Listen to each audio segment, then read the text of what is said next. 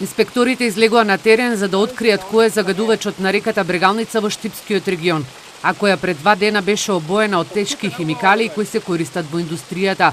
Инспекторите, анализите и истрагата ја насочуваат кон 5 фабрики кои работат во кругот на поранешниот текстилен комбинат Македонка. Резултатите ќе се знаат наредната недела. Не можеме со право да потенцираме еден одреден субјект кој што е потенцијален загадувач.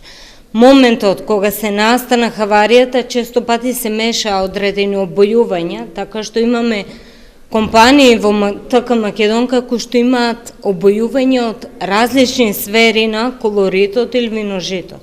Штипските риболовци веќе 6-та година поред реагираат на постојаното загадување на најголемата река на истокот, но како што велат, не се преземаат мерки против оние кои ја обојуваат реката. Водата во реката Брегалница е од 5-та категорија. Од Министерството за животна средина најавија дека ќе ги засилат контролите по реките.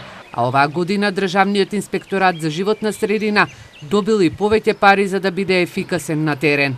Очигледно дека мора тоа да продолжи зголемениот инспекцијски надзор, затоа и се менува и законот за инспекцијски совет. За прв пат ќе се донесе законот за инспекција во животната средина и тоа мора да вроди со плод.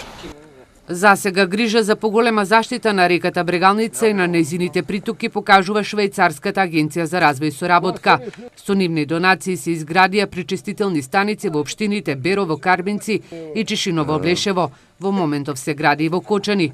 Најновите истражувања покажуваат дека земјава е далеку од европските стандарди за заштита на водите. Само 4% поминуваат низ пречистителни станици. Останатите 96% од отпадните води директно завршуваат во македонските реки и притоки.